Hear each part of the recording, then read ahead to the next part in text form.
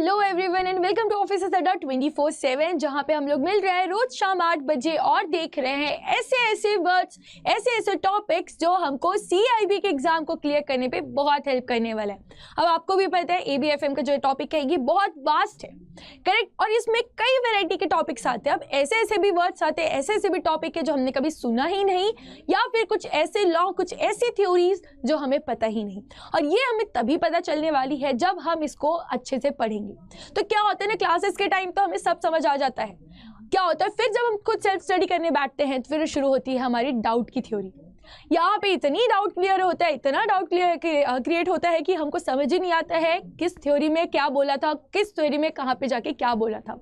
इसको सॉल्व करने का एक ही सॉल्यूशन है कि आपको यहाँ पे रेगुलर रिवाइज करना पड़ता है, ठीक है। तो इसलिए आपको एक सॉल्यूशन के लिए 10 मिनट्स कॉन्सेप्ट लेके आए हैं, जहाँ पे आपको जो ऐसी थ्योरीज है जिनके जो नाम हर बार बदल जाते हैं और उनके अंदर क्या बताया गया है, अब दोबारा से आप वो पूरा तो पढ़ नहीं सकते, क्लासेस देख नहीं सकते, बट जब आप ट्रैवल कर रहे हैं, जब आप खाना खा रहे हैं, जब आपको पढ़ने का मन नहीं हो रहा है, जब आपको लग रहा है कि मैं बोर हो रहा हूँ, क्या करूँ, पढ़ने का तो मन नहीं है पर, तो आप शुरू कर सकते हैं ये 10 मिनट्स। ये 10 मिनट्स में आप देखेंगे और आपको समझ आ जाएगा कि अच्छा आखिर इसके अंदर ये टॉपिक क्या बोलता है। जब आप खाली बैठे हैं तो आपका दिमाग भी खाली है, कुछ रन नहीं कर रहा है, करेक्ट। तो यहाँ पे अगर आप पेशेंस के साथ इसको सुनेंगे, जैसे आप ऑफिस में बैठे और आपको लग रहा है कि अभी मेरे पास तो टाइम है, तो क्या करें, तो ऐसे जगह जाके आपको बस YouTube में जाना है और ऑफिसर्स अड्डा 24/7 डालना है। वहाँ पे आपको मिलने वाली है ये कॉन्सेप्ट शो, जहाँ पे हम लोग रोज बात करते हैं एक न्यू टॉपिक के साथ, ठीक है। तो जैसे आज शुरू करने वाले हम लोग लेवेंस चेंज मैनेजमेंट मॉडल। अब ये मैनेजमेंट मॉडल क्या बताता है, ठीक है, ये बताता है कि जो ऑर्गेनाइजेशन है, अगर वो लोग को मार्केट में टिके रहना है, अगर उनका गोल है कि वो लॉन्ग टर्म अचीव करना चाहते हैं, मार्केट से बाहर नहीं होना चाहिए। वैसे भी हमने सब पहले ही पढ़ चुका है कि जो हमारी एंटिटीज होती है उनका हर किसी का कंसर्न होता है कि हम गोइंग कंसर्न ही लेते हैं, ठीक है, जब आप पढ़ते हैं अकाउंटेंसी, करेक्ट। तो ये जो गोइंग कंसर्न वाला मेथड है, आपको लगता है कि ये आप हमेशा चलते रहे, हमारा बिजनेस कभी बंद ना हो।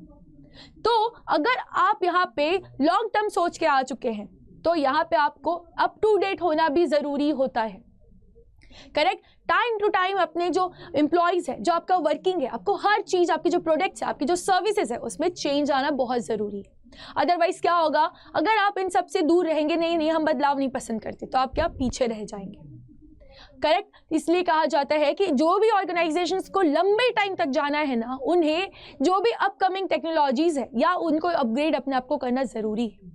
जैसे एग्जांपल लेते हैं, जैसे नोकिया, आप सबने देखा है, नोकिया एक टाइम पे इतना अच्छा फोन था जिसकी बहुत डिमांड थी, बट उनने क्या किया, उनने चेंजिंग एनवायरनमेंट को अडेप्ट ही नहीं करना चाहा, ठीक है। उनने कुछ चाहा ही नहीं कि हम अपना फोन चेंज करें, उनने बस ये बोला कि नहीं, हमारा फोन जैसा था हम वैसे ही रख के चलेंगे। अब ऐसे में हर कोई इतना दिन उसको सेम थोड़ी ना यूज करेगा, सबको चाहिए अपग्रेड होना, ठीक है। तो ऐसे में लोग स्विच होने लग गए और इसी में जैसे एंड्रॉइड आया, बाकी चीज जो बढ़ने लग गई, पर नोकिया ने ये नहीं किया और वो धीरे धीरे मार्केट से बाहर होने लग गए, करेक्ट। अब दोबारा से चाहे वो अब चेंज करना चाह रहे हैं और उस पर खुद को इंट्रोड्यूस करना चाह रहे हैं, बट ऑलरेडी मार्केट में यहाँ पे हाई कॉम्पिटिटर्स हो चुके हैं, ठीक है। ऑलरेडी लोग ने अपना यहाँ पे अपना स्पॉट बना चुका है, उसके बीच में वापस से सिंगल मोनोपोली करना बहुत डिफिकल्ट हो रहा है, जैसे हम सब देख रहे हैं। वैसे एक और लेते हैं, कैमरा हमारा आता था पहले जो कि कोडाक करके था, तो आपको भी पता है उसमें क्या हुआ था, उनने यही किया, वो ऐसे रील वाला था, बट उनने क्या किया, उनने अपग्रेड ही नहीं किया खुद को, ठीक है। उनने अपने अंदर बदलाव ही नहीं लाया, उनने बोला हमेशा ये रील वाला ही लोग पसंद करेंगे, बट ऐसा नहीं होता है। जैसे जैसे टाइम बदलता है चीजें बदलने लगती है और हमको भी वैसे ही बदलना पड़ता है। तो यहाँ पे जब हम बात करते कोई भी ऑर्गेनाइजेशंस को, उनको भी अप टू डेट होना पड़ेगा अगर उन्हें लंबे टाइम तक इस मार्केट में टिके रहना है। इसी पे एक थ्योरी दिया है कि कैसे इजीली ये जो एकदम रिजिड ऑर्गेनाइजेशन है अपने आप को कैसे वो चेंज कर सकते हैं, ठीक है। और यहाँ पे वो आपको बताएंगे 3 चीजें। अब हम पढ़ेंगे कि आखिर ये नाम क्यों है, ये नाम क्या है और ये नाम क्यों रखा गया है ये एक मैनेजमेंट मॉडल में, ठीक है। चलिए तो पहला थोड़ा जान लेते कि आखिर ये लेवेंस कौन थे। पहले बात करना शुरू करते हैं इनकी ही, कि लेवेंस चेंज मॉडल में ये जो कर्ट लेविन है 1890-1947 तक जो थे, वो द सोशल साइकोलॉजिस्ट थे, whose extensive work covered studies of leadership styles and their effects, work on group decision makings, the development of force field theory, the unfreeze change, freeze, refreeze change management model, the action research approach to research, and the group dynamics approach to trainings, especially in the form of T groups. यहाँ पे आप देख रहे हैं, यहाँ पे वो हर चीज बताए जा रहे हैं, ऐसी चीजें कि आप जो लोगों की साइकोलॉजी है वो कैसे चेंज कर सकते हैं। अगर वो पहले ए काम कर रहे थे, उनको आप कैसे चेंज करके बी काम भी करवा सकते हैं। ठीक है, अब ऑर्गेनाइजेशंस हर बार न्यू लोगों को हायर नहीं कर सकता है। अब आपको भी पता है कि कोई ऑर्गेनाइजेशन पे जब न्यू हायरिंग होती है तो वो न्यू पर्सन को उनका कल्चर सिखाने में ही कम से कम 6-7 मंथ्स लग जाते हैं। तो हर बार अगर ऐसा होगा तो क्या होगा, ऑर्गेनाइजेशन को बहुत कॉस्ट बेयर करना पड़ेगा। तो ऑर्गेनाइजेशंस क्या सोचती हैं कि जो उनके ऑलरेडी लोग हैं, उन्हें इसको जो पहले से आता है, ऑलरेडी वो सब कुछ जानते हैं, लंबे समय से वो हमारे साथ जुड़े हैं, तो क्यों ना उन्हें ही हम शिफ्ट कर दें ए की जगह बी पे। तो यहाँ पे कोई भी तो ऐसे चेंज नहीं होगा, तो यहाँ पे सामने वाले को बताना पड़ेगा हम उसे क्यों कर रहे हैं, किस लिए कर रहे हैं। अब यहाँ पे ये होता है कि वो जो पर्सन है जो चेंज होगा, तो क्या वो अब ए काम भी करेगा और बी भी काम करेगा? नहीं, यहाँ पे उसे समझाना पड़ेगा, नहीं आपको दोनों काम नहीं करना है, आपको ए काम को छोड़ देना है, क्योंकि आप उसके एक्सपर्ट हो चुके हैं और आपके पास इतना नॉलेज है कि अगर आप बी में शिफ्ट होते हैं तो आप इसको बहुत अच्छे से संभाल भी सकते हैं। तो ये कैसे कन्विंस करेंगे, लोगों का साइकोलॉजी कैसे चेंज करेंगे, करके ये नाम भी उन्हीं पे पड़ा है कि लेविन्स चेंज मैनेजमेंट मॉडल, कि किसी को हर्ट ना हो। कोई हमारा ऑर्गेनाइजेशन इतने टाइम से हमारे साथ जुड़ा है तो वो जुड़े रहे। ठीक है, तो यहाँ पे इन्हें हमें थ्योरी दी है, their model consist of 3 primary phases. क्या क्या है देखेंगे, अनफ्रीज, चेंज एंड रीफ्रीज। यहाँ पे मेनली जो एग्जांपल दिया जाता है वो है एक बर्फ का। ठीक है, बर्फ क्या होता है, जब वो जमी रहती है, ठीक है, तो मान लीजिए वो जमी हमारे ऐसे क्यूब्स में है, जब वो क्या है अनफ्रीज करना रहेगा तो क्या होगा, उसको हम लोग पिघला देंगे, फ्रिज से बाहर निकाल दिया, पिघल गई, तो अब उसको हमने चेंज कर दिया। ठीक है, अब चेंज कर देंगे उसको, हमको चाहिए मान लीजिए एक सर्कल पे चाहिए, तो हम ऐसे उसको ऐसे बर्तन में रखेंगे, ऐसे पॉट पे रखेंगे जो गोल शेप में हो, ताकि ये जो पहले क्यूब में था अब वो चेंज हो जाए, जो ये स्क्वायर में क्यूब में था अब वो चेंज होकर एक सर्कल में फॉर्म हो जाए। ठीक है, तो यहाँ क्या होगा, हम ये बर्फ को पहले तो निकालेंगे, उसको पानी हम पे होने कन्वर्ट होने देंगे। ठीक है, उसको पानी बनाने देंगे, लिक्विड बनाने देंगे, पहले वो जो सॉलिड था उससे लिक्विड बनाएंगे, फिर से उसको हमें क्या चाहिए, सर्कल चाहिए, तो दोबारा से उसे फ्रिज में डाल देंगे।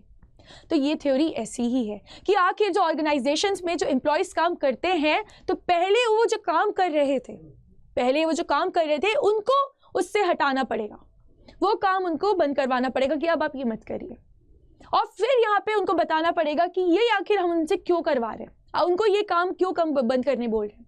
उसके बाद फिर ये चेंज करके क्या हो जाएगा, दोबारा से उनको जैसे नेक्स्ट काम पे डाल देंगे। ठीक है, तो यहाँ पे जो पुराना काम है वो छोड़ के सर्कमस्टेंसेस बताएंगे कि ऐसा क्यों कर रहे हैं हम, आखिर हमको उनसे क्या उम्मीद है, और वो इतना अच्छा परफॉर्मेंस दे चुके हैं कि वो अब इस चीज के लिए एलिजिबल है। करेक्ट, तो ये होता है हमारा क्या मॉडल, अनफ्रीज, चेंज एंड रीफ्रीज। चलिए, तो अब आगे बढ़ते और समझते हैं क्या क्या होता है। पहले देख लेते हैं unfreeze. According to Levin's methodology, the process of transformation begins with the preparation of the change. Correct? This stage is the first in the process. Which stage? Unfreeze. This indicates that the organization must be prepared not only for the possibility of change, but also for the fact that change is both significant and essential. यहाँ पे बताना पड़ेगा कि ये जो change हम करने वाले हैं ये बहुत ज़रूरी है ऑर्गेनाइजेशन के लिए। करेक्ट, फिर बात आती है सेकेंड चीज़ की, जो कि है चेंज। आइए पढ़ते हैं, द ट्रू ट्रांसफॉर्मेशन और change happens during the step of this process.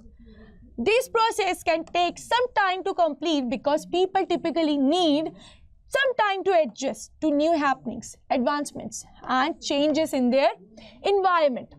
अब जैसे ही हमने ए काम से उसको बी पे शिफ्ट करने के लिए बोला तो उसको थोड़ा अडेप्ट करने में टाइम भी लगेगा, जेन्युइन चीज़ है।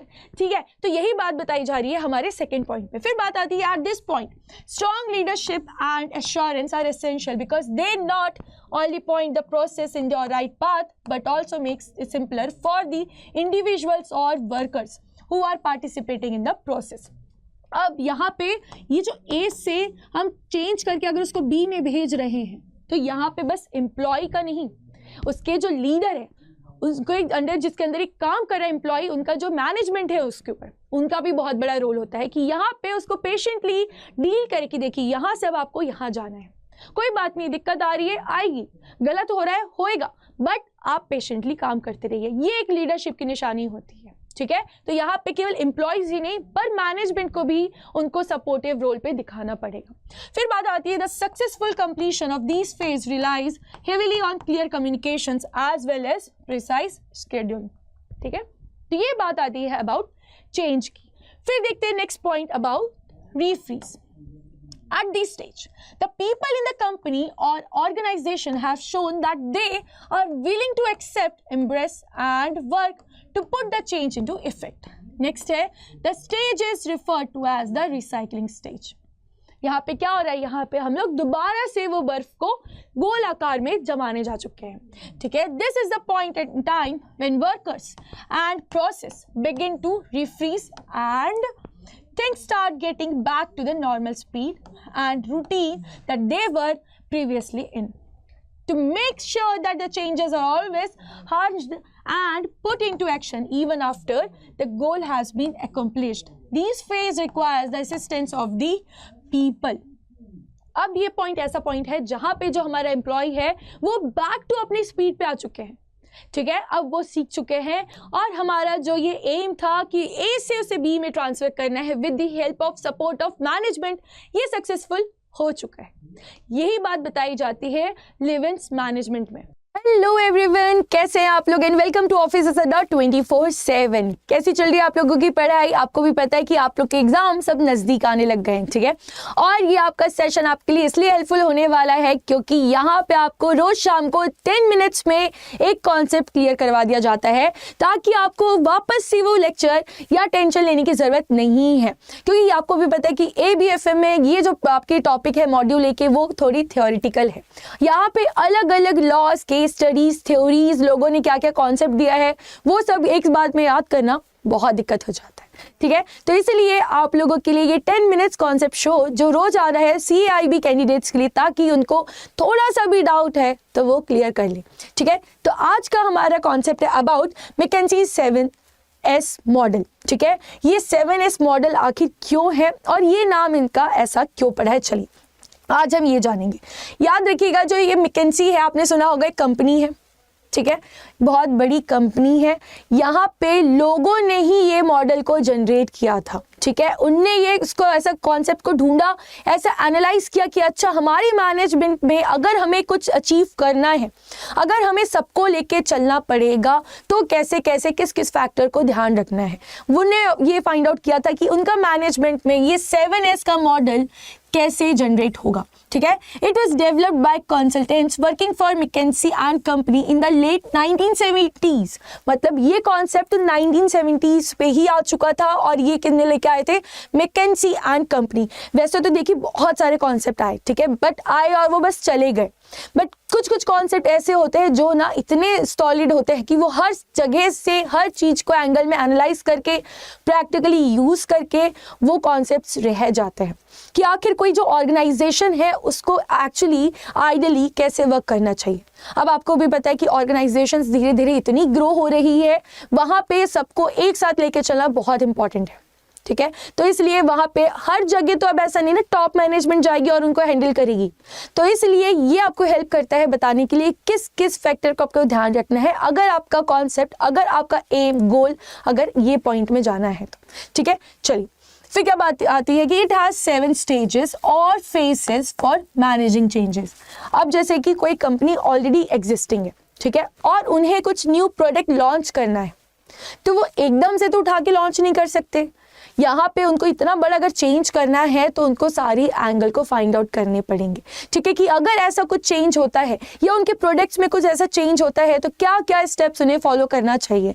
ये हमको किसने बताया है, 7S मॉडल में, ठीक है। यहाँ पे हम देखेंगे क्या स्ट्रैटेजी होती है, स्ट्रक्चर, सिस्टम्स, वैल्यू, स्टाइल, साफ एंड स्किल्स। ये चीज है आपकी 7S में, ठीक है। ये सब चीजें आपकी कवर होने वाली है 7 स्टेजेस ऑफ द मॉडल। चलिए तो एक एक को पढ़ना शुरू करते हैं। सबसे पहले देखेंगे अपना जो मॉडल है दैट इज स्ट्रेटेजी, कोई भी काम शुरू करने के पहले हमें क्या चाहिए होती स्ट्रैटेजी कि हम अपना डेड गोल तक, एंड गोल तक कैसे पहुंचने वाले, ठीक है। जैसे अब आप लोग को भी CIB क्लियर करना है तो यहाँ पे आपका एंड गोल क्या है कि आपका स्ट्रैटेजी कैसे कैसे होगा एग्जाम तक क्लियर करने तक का गोल, ठीक है। क्या है? A company strategy is the game plan it devises to overcome its rivals and achieve its objectives. अब जब भी स्ट्रैटेजी बन रही है, अब जैसे ऑर्गेनाइजेशन से तो बहुत बड़े, ये तो कॉम्पिटिटिव मार्केट में वर्क करते हैं जहाँ पे ऑलरेडी एग्जिस्टिंग हो सकता है उसी का कुछ सब्सटीट्यूट बिकता हो, ठीक है। तो आखिर लोगों तक, कस्टमर्स तक हम अपना प्रोडक्ट कैसे पहुंचाएंगे, क्या स्ट्रैटेजी रहनी चाहिए, वो क्या बताएगा हमको, स्ट्रैटेजी बताएंगे, ठीक है। तो यहाँ पे 7S में सबसे पहले यही बताया जाता है कि सबसे पहला आपका जो प्लान होना, जो आपका 7S का होना चाहिए वो है आपका स्ट्रैटेजी। फिर बात करते हैं second S, that says structure. Stage or characteristic of this model that pertains to the divisions of the organization or the structure it follows। अब आखिर ऑर्गेनाइजेशन का स्ट्रक्चर कैसे रहेगा, कैसे चीजें फॉलो होगी, कैसे चीजें कम्युनिकेट होगी, बिकॉज अगर यहाँ पे कुछ भी प्री डिसाइडेड नहीं रहेगा तो एट द टाइम ऑफ जब वो एक्चुअल प्रैक्टिकली होगा तो बहुत चीजें हौच पौच हो जाएंगी, ठीक है। किसी को किसी रोल से नहीं पता होंगे, क्या किसी की अथॉरिटी क्या है, किसकी रिस्पॉन्सिबिलिटीज क्या है, अल्टीमेटली करना क्या है, ठीक है। अगर आज आप लोग भी सब बैंकर्स में, बैंक में काम करते हैं तो आप लोगों की भी स्पेसिफिक रिस्पॉन्सिबिलिटी, आपका एक जॉब प्रोफाइल है, ठीक है। आप उसी चीज के लिए जाते हैं, वही काम करते हैं, ठीक है। अगर आपको बताए नहीं, बस आपको अपॉइंट कर लेते बैंक वाले, तो आप क्या करते हैं, एक दिन आप कैशियर काउंटर में बैठ जाते हैं, एक दिन आप जाके वहाँ दूसरे लोन ट्रेजरी में बैठ जाते हैं, दूसरे दिन आप जाके कहीं लोन प्रोसेसिंग करवाते थे, चौथे दिन आके आप कहाँ बैठ जाते, मैनेजर के उधर घूमते रह जाते हैं आप पूरे टाइम, क्योंकि आपको पता ही नहीं आपका स्पेसिफिक काम क्या है, स्ट्रक्चर ही सेट नहीं है उस जगह का। तो नेक्स्ट जो अपना S होता है दैट डिफाइंस कि स्ट्रक्चर आखिर कैसा होना चाहिए। उसके बाद आता है third S, that stage systems.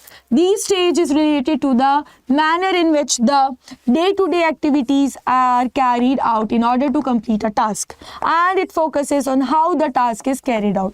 अब यहाँ पे डेली के जो हमारे एक गोल होगा, ठीक है। एक तो लॉन्ग टर्म गोल है कि हमें कुछ करना है, पर वहाँ पे डेली के भी कुछ कुछ गोल्स होते हैं ना, टारगेट्स होते हैं कि आखिर हम वो अपना जो फाइनल गोल है उसको कैसे अचीव करेंगे, डेली हमें कितना काम करके देना है। तो यहाँ पे जो नेक्स्ट है हमारे सिस्टम्स की, एवरी डे हमारा सिस्टम कैसे वर्क करना चाहिए, ठीक है, हमारे अल्टीमेट गोल को या हमारा जो भी न्यू प्रोजेक्ट आ रहा है उसके लिए। फिर बात आती है नेक्स्ट की, that is values that are shared, ठीक है। नेक्स्ट है हमारा जो S है that is shared. Shared values are the fundamental और primary principles that are organisation basis its operations and decisions in order to function efficiently. अब यहाँ पे हमें अब जो हमारे वैल्यूज, ठीक है, हमारे जो वैल्यूज है वो प्रॉपरली डिसाइड होने चाहिए, ठीक है, प्रॉपरली लोगों को ऑपरेशंस में हेल्प करने चाहिए कि आखिर हमारा इन्वेस्टमेंट्स हम जो ये एक्सटेंड कर रहे हैं या ये जो हम चेंज बदलाव लेके आने वाले हैं, तो यहाँ पे हमें हर किसी का सपोर्ट चाहिए। किसी को कुछ राय है तो आइए बताइए हमें, ठीक है। हर किसी को यहाँ पे हम लोग क्या बोलेंगे, आइए डिसीजंस दीजिए, बैठ के सब यहाँ पे बात करते हैं ताकि अपना जो ये गोल है, जो ऑब्जेक्टिव है वो इफेक्टिवली अप्लाई हो पाए, ठीक है। फिर बात आती है next, that is style. The term style refers to the manner in which the changes in leadership and organizational structure are accepted and put into effect। अब यहाँ बात आती है केवल बाकी लोगों की नहीं बट लीडरशिप की भी, कि लीडरशिप लोगों पे होनी चाहिए जो इसको हैंडल कर रहे हैं, उनके अंदर ना एकदम क्रूएलिटी वाले लोग नहीं होने चाहिए, उन्हें लीडरशिप आनी चाहिए, मतलब सबको साथ लेने के वो उनके अंदर एक हैबिट होनी चाहिए। तो ये अगर उनके अंदर नहीं है तो क्या होगा, वरना अंदर कॉन्फ्लिक्ट्स होंगे, क्लैशेस होंगे, कोई उनकी बातें नहीं सुनेंगे, ठीक है।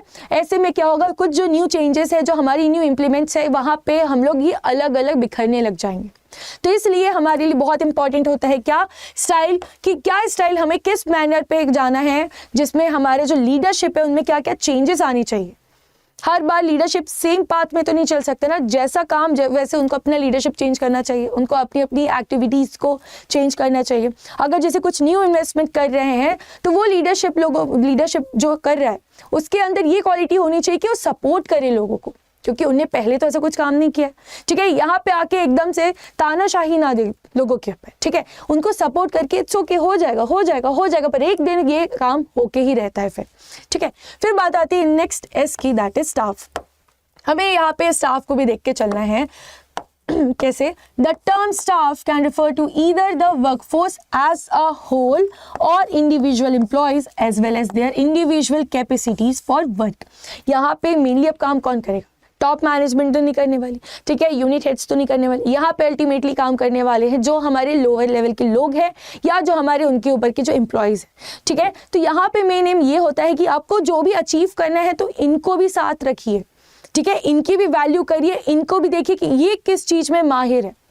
क्या अब जो आप इन्वेस्टमेंट लेके आ रहे हैं तो क्या ये फ्रूटफुल है उस चीज़ के लिए, तो उनको ये काम से आप डाइवर्ट करवा के आप उनको चेंज करवा के उस काम पे लगवा सकते हैं। बट यहाँ पे आपकी क्या स्किल काम आनी चाहिए? लीडरशिप की।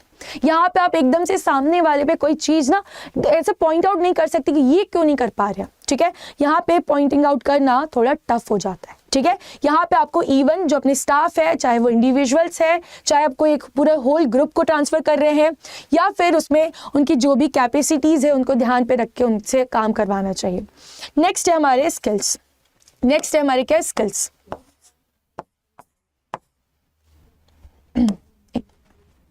नेक्स्ट है स्किल्स।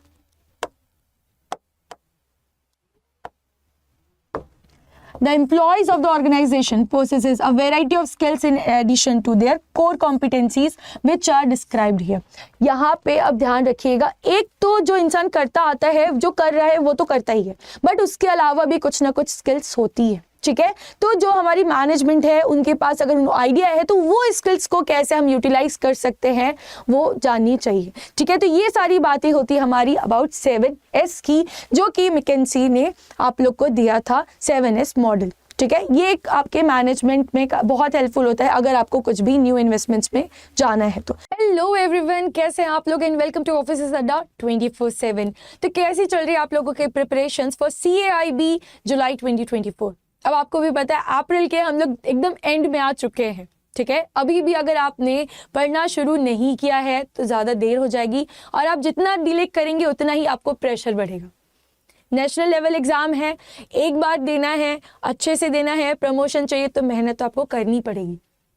जितना आप शॉर्टकट ढूंढने का कोशिश करेंगे ना उतना आपको ये लॉन्ग कट लगने लगेगा, क्योंकि ये यहाँ पे आप क्लियर नहीं होंगे, फिर आप नेक्स्ट जाएंगे फिर क्लियर नहीं होंगे, क्योंकि आप शॉर्टकट के पीछे भाग रहे हैं। एक बार ना अपना 100% दे के देखिए। एक बार अगर आपको लगे कि लास्ट टाइम तो 100 दिया था पर नहीं हुआ, तो इस बार आप अपना 200 देखिए। कहीं ना कहीं कोई तो एक ऐसा पॉइंट होगा जहाँ पे हम गलती कर रहे हैं, वरना ऐसा तो कोई है ही नहीं कोई चीज़ जो आप ना कर सके। देखिए आप अभी अपना ऑफिस भी संभाल रहे हैं, आप पढ़ भी रहे हैं, आप अपनी फैमिली भी संभाल रहे हैं, हर चीज़ कर रहे हैं। अगर आपसे नहीं होगा तो फिर किससे होगा? तो ये आपको पॉइंट याद रखना पड़ेगा और आप लोगों की छोटी सी अच्छी सी हेल्प हो जाए ताकि आप लोगों का ये अटेम्प्ट एक बार में ही क्लियर हो जाए। इसके लिए आपके लिए आता है रोज 10 मिनट्स का कॉन्सेप्ट शो, जहाँ पे हम लोग के जो ABFM है, यहाँ पे बहुत अलग अलग टाइप के ना हमारे कॉन्सेप्ट्स हैं, जिससे हम पढ़ते टाइम तो समझ लेते हैं, क्लास करते टाइम तो और अच्छे से समझ लेते हैं। दिक्कत तब आती है जब हम खुद की सेल्फ स्टडी इवेल्युएट करने बैठते हैं, जब हमको उसके क्वेश्चंस आने लगते हैं, जब एक जैसे नाम पूरे घूमने लगते हैं, क्योंकि नाम ही ऐसे ऐसे अलग अलग है, ठीक है। इसके पहले भी मैंने बहुत सारे जो मैनेजमेंट हमारे प्रोसेस होते हैं उसके ऑलरेडी वीडियोस डाल चुके हैं, आप उसको भी चेकआउट कर सकते हैं। अब आप सोच रहे होंगे कि एक बार देखूं तो मेरे को तो याद नहीं होगा, मत देखिए। एक बार आप इसे अपने प्लेलिस्ट को सेव करके रख लीजिए, ताकि आप जब ट्रैवल कर रहे हैं, जब आप लंच कर रहे हैं, आप डिनर कर रहे हैं, आप अपना टाइम मत वेस्ट करिए। अब जुलाई के बाद जो करना है, जितना करना है सब करिएगा, बट टिल जुलाई आप इसको अपने प्लेलिस्ट में सेव करके रखिए। जब भी आपको टाइम मिलता है आप सुनते रहिए, क्योंकि अगर आपके अंदर एक बार प्रेशर आना, टेंशन आना शुरू हो गया तो ये एग्जाम्स में आपको दिक्कत आएगी। इसलिए हर रोज हम लोग देख रहे हैं एक कॉन्सेप्ट, जो कि आज का हमारा है क्वार्टर्स चेंज मैनेजमेंट, जहां पे हम लोग देखेंगे कि कैसे एक ऑर्गेनाइजेशन के अंदर जो वो लोग हैं, जो उनकी मैनेजमेंट है, वो लोग अपने मैनेज को ऐसा ऑर्गेनाइज करेंगे कि उनका जो गोल है, जो भी उनका डायरेक्शन है, वो एकदम अचीव हो जाए। यहाँ पे कोई क्लैशेस ना हो, यहाँ पे हर कोई उनके साथ चले, क्योंकि जब बड़ी बड़ी ऑर्गेनाइजेशंस होती है वहाँ पे सबका अपना अपना माइंडसेट होता है, जिसके कारण क्लैशेस होने के चांसेस बढ़ जाते हैं। करेक्ट। वो क्लैशेस ना हो करके क्या लिया जाता है, अलग अलग हमारे जो ऑथर्स है, अलग अलग इकोनॉमिस्ट है, उनने अपना अपना एक एक लॉजिक बताया, एक एक उनने अपने जो भी प्रोसेस का है वो बताया कि उनने उसे यूज़ किया है, टेस्ट किया है, उसके बाद ही उन्होंने इसका 100% दिया है। ठीक है, तो चलिए आज शुरू करते हैं पढ़ना अबाउट कॉटर्स चेंज मैनेजमेंट। चलिए यहाँ पे पढ़ेंगे कि जॉन पी कॉटर है, a professor at Harvard business school and author of several books on the topic of change management, is the brains behind the formulation of this theory। देखिए दिक्कत क्या होती है, जब हमें रोज पता है ना इसके बाद ये काम है, इसके बाद ये काम है, तो हमें कोई टेंशन नहीं होती। ठीक है, आपको रोज पता है, रोज सुबह उठेंगे, उठने के बाद आप फ्रेश होंगे, आपको ब्रेकफास्ट मिलने वाला है। ये आप पिछले 20-25 सालों से रोज वही कर रहे हैं। बट एक दिन आप उठे, फ्रेश होके आए और जैसे ही आप ब्रेकफास्ट करने बैठे, वहां पे आपको दिखता है डिनर। बताइए क्या होगा? एक चिड़चिड़ाहट होगी, ये क्या हो रहा है, एकदम से क्यों ऐसा बदल गया, मुझे नहीं खाना। उस दिन आपका पूरा दिन खराब जाने वाला है, बिकॉज वो आपके अकॉर्डिंग, आपके प्लान के हिसाब से नहीं हुआ, आपने अपनी हैबिट वैसी ही डाली। तो ये जो चेंजेस होते हैं ऐसे ही ऑर्गेनाइजेशंस में होता है। किसी दिन किसी को कुछ करना है, किसी दिन किसी का कोई टारगेट है। यहाँ पे अगर एम्प्लॉयज को एकदम से चेंज कर दिया कि आज तक आप ए साइड पे जा रहे हैं, तब एकदम से आप चलिए डी साइड पे जाइए, तो वो तो कंफ्यूज हो जाएगा, वो चिढ़ने लग जाएगा, मैं इतना क्यों करूं, मुझे वर्कलोड है, मैं ऐसा क्या कर सकता हूं या कर सकती हूं। ये सब ना हो करके, ये मैनेजमेंट में दिक्कत ना आए करके, एक बहुत बड़े हमारे प्रोफेसर है हार्वर्ड बिजनेस स्कूल के एंड ऑथर ऑफ जो सेवरल बुक्स है, जिसमें बताया कि जैसे ही मैनेजमेंट में चेंजेस आते हैं तो कैसे उसको यूज करें, लोगों को साथ में लेके अपने गोल्स को अचीव करने पे। चलिए फिर आगे बात करते हैं। His theory of change management is structured in 8 phases. यहाँ पे 8 फेजेस में इनकी जो थ्योरी है अपन पढ़ेंगे। ठीक है, फिर आता है each phase concentrating on a key principle that addresses people's reaction to change.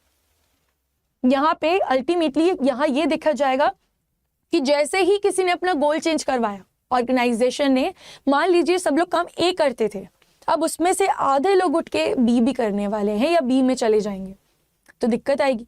तो यहाँ पे ये जो एकदम से लोगों का माइंडसेट होगा, उससे एकदम स्टेबल रख के हमें कैसे चलाना है, क्योंकि ये जो एम्प्लॉयज़ है जो ऑलरेडी हमारे साथ इतने साल से हैं, वो तो लॉयल एम्प्लॉयज़ हैं, हम उन्हें इतनी आसानी से जान ही नहीं दे सकते। दे नो कि हमारा कल्चर क्या है, हमें कैसी रिक्वायरमेंट है, वो हमारे साथ इतने सालों से हैं, तो उन्हें हमें प्यार से रखना पड़ेगा। अब वो प्यार से मैनेजमेंट कैसे रखती है, ये थ्योरी हमको पता चलेगी यहाँ पे। चलिए हम यहाँ शुरू करने वाले हैं अलग अलग फेजेस। सबसे पहले रेजिंग सेंस ऑफ अर्जेंसी। हमें जो एम्प्लॉयज़ हैं जिनको हमें शिफ्ट करना है, उन्हें बताना पड़ेगा कि देखिए अर्जेंट है, ठीक है, अर्जेंसी है, हम ये प्रोडक्ट के साथ साथ ये करने वाले हैं, आप इधर भी ध्यान दीजिए। ठीक है, आपको उनको बताना पड़ेगा हमारी कंपनी को क्यों रिक्वायरमेंट है, उन्हें बताइए कि हम एक्सपेंड करना चाहते हैं। अगर आप रिलायंस कंपनी को देखेंगे, अभी एकदम से उन्हें जियो ले आया, जो पहले टेलीकम्युनिकेशन के कुछ दूसरे काम कर रहे होंगे, उनको बोला आप इधर आना शुरू करिए, तो यहाँ पे एकदम से आप लाएंगे तो सब चिढ़ने लग जाएंगे, लोग छोड़ने लग जाएंगे, स्ट्राइक करेंगे। तो ये सब ना हो करके पहले उनको समझाना पड़ेगा कि हमारा एम क्या है, हम क्या चाहते हैं, एकदम से हम ये चीज़ें क्यों करना वाले हैं, तो ये सब हमें उनको डिफाइन करना पड़ेगा। फिर आती है पुटिंग टुगेदर द टीम। यहाँ पे ऐसा नहीं कि आपने काम बोला और आप चले गए, यहाँ पे आपको सबको लेके चलना है ताकि आप अपने जो अल्टीमेट गोल है उसे कवर कर लें। करेक्ट। फिर आता है next point, getting the vision right. यहाँ पे सबके विजन क्लियर हो जाने चाहिए कि आखिर हमने एकदम से चेंज क्यों किया, आखिर हम उनसे क्या चाहते हैं, आखिर हम अपना जो ऑर्गेनाइजेशन है इसे कहाँ तक पहुँचाना चाहते हैं। विजन, हमारा जो टारगेट है जिसे हमें अचीव करना है, ये सब चीज़ यहाँ पे क्लियर होनी चाहिए। नेक्स्ट है कम्युनिकेटिंग। मैनेजमेंट ने डिसाइड कर लिया और अपने लोअर लेवल तक लोगों को नहीं बताया, तो बताइए कौन कैसे मानेगा कि क्या होने वाला है। मैनेजमेंट का काम है, ये आपने हायरार्की देखी होगी, टॉप मैनेजमेंट, मिडिल, लोअर, तो यहाँ से डिसीजन तो टॉप मैनेजमेंट ने ले लिया, बट अगर कुछ ऐसा इम्प्लीमेंट करना है तो सबको प्रॉपर कम्युनिकेट होना चाहिए। ऐसा नहीं कि बस ऊपर से नीचे, नीचे से ऊपर भी कम्युनिकेट होना चाहिए। Both ways communication is must, अगर किसी भी ऑर्गेनाइजेशन में कॉन्फ्लिक्ट नहीं चाहिए तो। अडेप्टिंग दी न्यू सर्कमस्टांसेस, धीरे धीरे लोगों को चेंज करना है, और जब एक बार वो अडेप्ट करने लग जाएंगे तो क्या है, वो वापस अपनी स्पीड में आ जाएंगे, उन्हें कोई दिक्कत ही नहीं होगी। करेक्ट। फिर नॉट गिविंग अप। देखिए स्टार्टिंग में क्या होता है, हमें ना बहुत टेंशन होती है जब हमसे बनता नहीं है तो यहाँ पे जो मैनेजमेंट है, जो लीडर है, एक्चुअली में उससे आके सपोर्ट करना चाहिए। कोई बात नहीं, अभी नहीं हो रहा है, कल हो जाएगा, कोई बात नहीं, वेस्टेज हो रहा है, होने दीजिए। बट जिस दिन वो सब समझ जाएंगे, क्योंकि वो तो हमारे पुराने ही लोग हैं, वो हमारे एकदम कॉन्फिडेंस वाले लोग हैं, उनसे होगा, बट अभी नहीं होगा, पर कल जाके जरूर होगा। तो यहाँ पे किसी को भी नॉट गिविंग अप वाला चांसेस नहीं देना है, हार किसी को नहीं माननी है, सबको याद रखना है हमारा अल्टीमेट गोल क्या है। Concentrating on goals for the near term, छोटे छोटे गोल्स, जैसे आप लोगों को भी ऐसे छोटे छोटे टारगेट्स बनाने चाहिए। एक वीक पे आपको इतना कंप्लीट करना है, दूसरे वीक में ये कंप्लीट करना है, ऐसे टारगेट्स बनेंगे तो जैसे ही वो अकम्प्लिश होंगे तो एक हमारे अंदर पॉजिटिव माइंडसेट आएगा। करेक्ट। तो यहाँ पे हमें क्या करना चाहिए, जो गोल्स है, जो भी नियर टर्म गोल्स है, पहले हम उसे अचीव करने का सोचना चाहिए। Getting things of the ground, यहाँ पे हर चीज जो अपन ने पढ़ ली है वो यही बताना चाह रही है कि मैनेजमेंट जब न्यू चीज लेके आएगी तो जो पीपल है, जो उनके एम्प्लॉयज है, उनका बिहेवियर ऑफ नहीं हो जाना चाहिए, है ना। सबका जो गोल है अल्टीमेटली सेम रहना चाहिए, हर किसी को एक जैसा ही लेके चलना है हमें।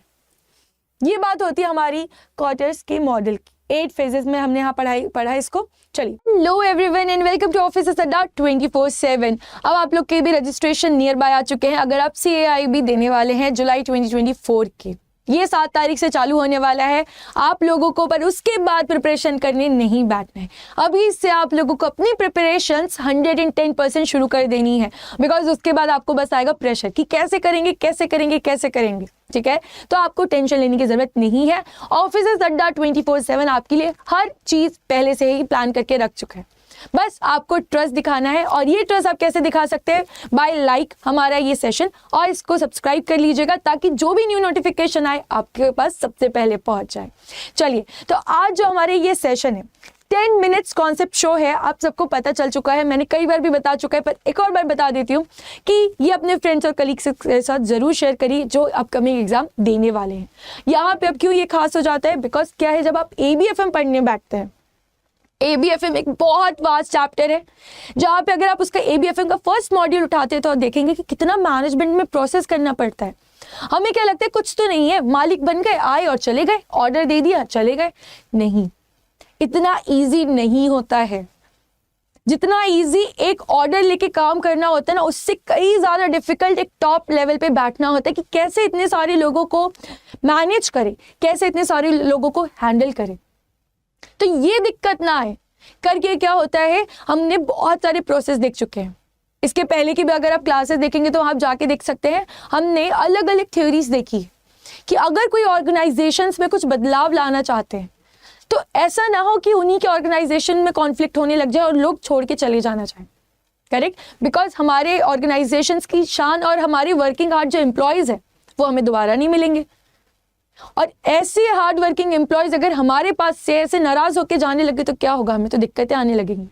इसलिए हम लोग अभी लास्ट जो हमारी क्लासेस आ चुकी है, अगर आप देखेंगे तो डिफरेंट टाइप के हम लोग थ्योरीज पढ़ रहे हैं, जो कि पढ़ते टाइम तो समझ आ जाती है, पर दिक्कत क्या होता है जब उस पर क्वेश्चंस आते हैं कि ये थ्योरी किसने बोला था। और एग्जामिनर यहाँ पे आपसे क्वांटिटी नहीं चाहता, वो चाहता है कि आप क्वालिफाई कर जाएं, इतना आपको नॉलेज कि किस थ्योरी में उनका क्या मतलब है और वो ऐसा क्यों कहना चाहते हैं। करेक्ट। तो चलिए, आज का जो हमारा 10 मिनट्स कॉन्सेप्ट शो है ये अबाउट है नच थ्योरी। ये अबाउट है नच थ्योरी। इसमें आप जानेंगे कि एक ऑर्गेनाइजेशन में जो वो टॉप लेवल पे बैठे, जो आपके मैनेजमेंट है, जो मैनेजर है, वो कैसे आप लोगों को अपने गोल्स एंड ऑब्जेक्टिव्स में अचीव करने पे हेल्प करते हैं। करेक्ट। हमने देखा है कि कभी भी जो भी लीडरशिप स्किल जिसमें होती है वो क्या करते हैं, केवल वो आदेश नहीं देते, वो आपको एकदम स्ट्रिक्ट रूल्स नहीं बताते। They push you, they hold your hands and वो साथ में लेके चलते कि देखिए हमें ये और ये अचीव करना है। यहाँ पे ऑर्डर्स देके बस वो चले नहीं जाते। करेक्ट। ट्रू लीडरशिप तो यही होती है। तो यहाँ पे बात यही आती है कि जो मैनेजमेंट है वो ये अलग अलग जो थ्योरी टेस्टेड एंड प्रूव्ड है, इनको यूज करके क्या कर सकती है, अपनी जो भी वर्किंग है उसे इनहांस कर सकते हैं। चलिए, तो इसलिए शुरू करते हैं आज का टॉपिक अपना अबाउट नच थ्योरी।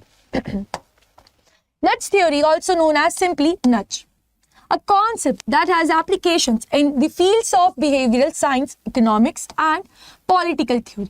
यहाँ पे हम अलग अलग टाइप की थ्योरी देखते हैं, ठीक है, जैसे कि क्या, behavioural science, economics and political theory.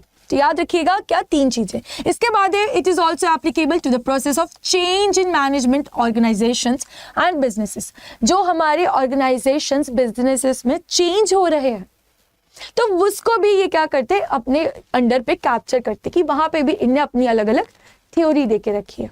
चलिए, फिर बात आती है कि American legal scholar Cass R Sunstein and American economist Richard H Thaler deserve the lion's share of the credit for developing this theory. मतलब ये जो दो हमने नाम सुने, ये लोगों की ही हेल्प से हम आज ऐसी थ्योरी पढ़ने जा रहे हैं जहां पे ऑर्गेनाइजेशंस अपने गोल्स एंड ऑब्जेक्टिव्स अचीव कर सकते हैं। चलिए, तो पढ़ना शुरू करते हैं अपनी थ्योरी आज की। याद रखिएगा, नच थ्योरी में ऐसा एक आपके पास, आपके माइंड में एक पिक्चर सेट हो जाना चाहिए। क्या होता है, पिक्चर देख के जब हम पढ़ते हैं ना, तो हमें चीजें जल्दी ग्रैस्प होती। यहाँ रटेंगे कितना, आज रटा कल भूल जाएंगे, ठीक है। अगर आप ये देख के समझ जाते कि अच्छा हमने उस क्लास में ये पिक्चर देखी थी, इसका मतलब यहाँ पे ऐसा ऐसा कुछ तो होता है, तो एटलीस्ट आप एग्जाम में जाके ये फाइंड आउट कर पाएंगे। करेक्ट। चलिए, तो शुरू करते हैं। सबसे पहला पढ़ना, the essence of this principle consist of gently nudging or pushing someone as well as encouraging and motivating them to make a change. यहाँ पे क्या बताया जा रहा है अल्टीमेटली, कि यहाँ पे जो टॉप मैनेजमेंट है, दे आर पुशिंग कि यस आप ये कर सकते हैं, आप जाइए, एम्प्लॉयज आप उठिए और ये काम करके दिखाइए। ऐसा होता है ना कि जब कुछ न्यू काम आता है तो हमें लगता है कि नहीं कर पाएंगे, हमसे नहीं हो पाएगा, बट यहीं पे जो हमारी मैनेजमेंट है, जो हमारी लीडर्स है, वो हमें बोलते हैं कि नहीं आप ये कर सकते हैं, आप उठिए और जाइए और करके आइए। कोई बात नहीं, गलती होगी वो हैंडल कर लेंगे। पर अगर ऐसे हमारा मैनेजमेंट हमें सपोर्ट करता है तो इससे क्या होगा, हमारे जो भी गोल्स एंड ऑब्जेक्टिव्स है वो क्या होगा, हम लोग जल्दी अचीव करना शुरू करेंगे। करेक्ट। फिर आता है the Nach theory is helpful not only in locating and comprehending existing influences but also in providing an explanation for those influences with the goal of either removing them entirely or modifying them to the point where they allow for the achievement of positive outcomes। यहाँ पे हमारा यही ultimate goal है कि जो भी organisations है वो जो भी उनके गोल्स एंड ऑब्जेक्टिव्स है उससे राइटली अचीव कर दे। गोल्स एंड ऑब्जेक्टिव्स तो आप टॉप लेवल मैनेजमेंट बना देती है, बट इम्प्लीमेंट और उससे अचीव करना एक पूरी हायरार्की का काम होता है। करेक्ट। हमने कई बार देख लिया ये वाला, यहाँ पे हमारी टॉप लेवल, यहाँ पे हमारी मिडिल लेवल मैनेजमेंट और यहाँ पे आते हैं हमारे लोअर लेवल। इन सब का साथ ही हमें क्या कर सकता है, इन सब के साथ ही हम अपने गोल्स एंड ऑब्जेक्टिव्स अचीव कर सकते हैं। करेक्ट। चलिए, तो ये होती है आज की अपनी nudge theory. Hello everyone, welcome to officers Adda 24/7। कैसी चल रही है आप लोगों की preparations? If you are a candidate for CAIIB July 2024, तो आप लोगों के लिए सेशंस बहुत इंपॉर्टेंट हो जाते हैं। क्यों? बिकॉज यहाँ पे डेली हम सीखते हैं एक न्यू टॉपिक। अब आपको भी पता है जो ABFM है ये बहुत वास्ट चीजों को कवर करता है। करेक्ट। यहाँ पे आप डिफरेंट टाइप के अलग अलग थ्योरीज देखते हैं। तो ऐसे ही थ्योरी हम लोग देख रहे हैं पास्ट 5 और 6 डेज से, क्योंकि क्या होगा, क्लास में पढ़ते टाइम हम लोग को ना ये चीजें रिटेन होने लग जाती है कि हाँ ऐसा कुछ होता है, इस थ्योरी में ये बताया जाता है। बट यहाँ पे थ्योरी सारी एक जैसी लगेंगी आपको, बट उनके नाम हर बार चेंज हो जाते हैं। जब वो नाम चेंज हो जाते हैं ना, तो हमें दिक्कत आती है कि ये आखिर ये थ्योरी क्या कहना चाहती थी, ये थ्योरी में क्या बताया गया था। बिकॉज यहाँ पे हम पूरी मैनेजमेंट प्रोसेस पढ़ रहे हैं जो हमारे मॉड्यूल A में दिया हुआ है स्पेशली। करेक्ट। तो यहाँ पे जो मैनेजमेंट है वो आखिर कैसे परफॉर्म करती है, कैसे वो प्लान करती है, कैसे वो डायरेक्ट करते हैं, कैसे वो ऑर्गेनाइज करते हैं, ये सारी चीजों में जो इंपॉर्टेंट छोटे छोटे पॉइंट है कि एग्जामिनर अगर उन्हें आपके उसमें दे दिया एग्जाम में, क्योंकि केस स्टडीज आना है वहां पे तो आपको फाइंड आउट करना है पढ़ के, तो यहाँ पे समझ आना हमें बहुत जरूरी है कि किस टॉपिक के अंदर, उसका सब टॉपिक में अंदर क्या बोला जाता है, चलिए, तो बिफोर स्टार्टिंग अब ये सेशन आपके जो भी फ्रेंड्स एंड कलीग्स हैं उनके साथ शेयर कर दीजिए, ताकि उनको अगर डाउट आता है, इसमें डिफिकल्टी आती है चीज़ें रिटेन करने में, तो ये वाले जो उनको शोज है हेल्प करने वाले हैं। इवन ये आपको भी हेल्प करेंगे। आप ट्रैवल कर रहे हैं, आप बैठे हैं, आपको पढ़ने का मन नहीं हो रहा है, this is the ultimate solution, जहां पे आप इसको बार बार देख के इतना आपको रिटेन हो जाएगा कि किस मॉडल में हम क्या पढ़ते हैं। और यहाँ पे जो टॉपिक्स अगर आपको क्लास के टाइम पे तो समझ आ गया, अब रिटेन करने में दिक्कत हो रही है, तो दिस आर वेरी हेल्पफुल। क्योंकि एग्जामिनर किस पॉइंट को उठा के आपसे क्वेश्चन पूछ ले ये हमें नहीं पता है। और केस स्टडीज जैसे आपके बताया मैंने, यहाँ पे आपको क्विक पढ़ के आंसर देना जरूरी है, बट ये तभी पॉसिबल है जब आप उसको अच्छे से समझ पाएंगे और उसे इवन रिटेन भी कर पा रहे हैं। तो चलिए आज का सेशन स्टार्ट करते हैं। आज का हमारा मॉडल है अबाउट ADKAR, अटकर मॉडल। चलिए तो शुरू करते हैं और देखते हैं सबसे पहला the Atkar model. ADKAR model और theory of change is a goal-oriented tool or model that enables various change management teams to concentrate on the steps or activities that are directly related to the goals it wants to achieve. किसी भी organisation की अगर हम बात करते हैं, किसी भी ऑर्गेनाइजेशन की, उनका कुछ ना कुछ एक टारगेट होगा। अब वो ईयरली टारगेट हो सकता है, मंथली टारगेट हो सकता है, वीकली टारगेट हो सकता है, बट उनका कुछ ना कुछ टारगेट जरूर होता है, तभी तो वो बढ़ेंगे। और हर किसी को यहाँ बढ़ना है। बढ़ना क्यों है? ताकि हम प्रॉफिट कमा सके, हम वेल्दी बन सके, करेक्ट। तो यहाँ पे जब ये सारे मॉडल्स पढ़ रहे हैं ना, ये हमें हेल्प करते हैं कि कैसे केवल एक इंडिविजुअल के चेंज से हम पूरे ऑर्गेनाइजेशन में चेंज करके अपने जो गोल्स एंड ऑब्जेक्टिव्स है उसे अचीव कर सकते हैं। जैसे ये वाला जो मॉडल है, ये गोल ओरिएंटेड मॉडल है, करेक्ट।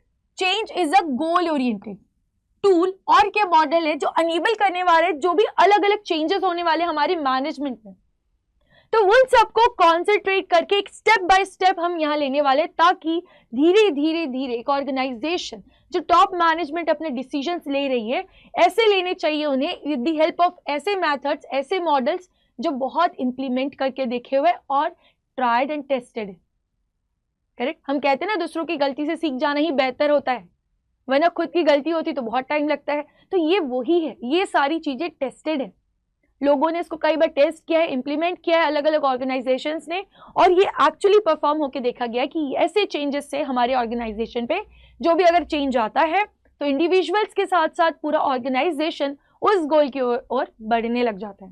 बिकॉज अगर एकदम से कुछ चेंज आता है ना, तो हर कोई उसे अडॉप्ट करने में रेडी नहीं होता, बहुत सारे कॉन्फ्लिक्ट आएंगे, बहुत दिक्कतें आएंगी, और ये इशू ना हो करके हमें अलग अलग मॉडल देखने मिलते हैं। चलिए फिर आते हैं, this makes it possible for change management to be more effective, correct. And last point है, when using this model one must obtain each result or outcome in a specific order for the change to be able to be maintain and implemented.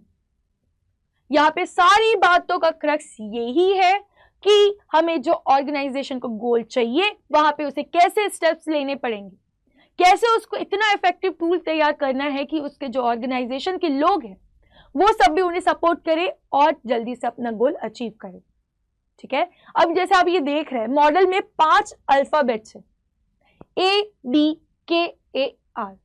तो ये जो alphabets है ये इनके initial जो words है उनसे लेके बना है। अब वो वर्ड्स क्या क्या है, आइए चलिए देखते हैं।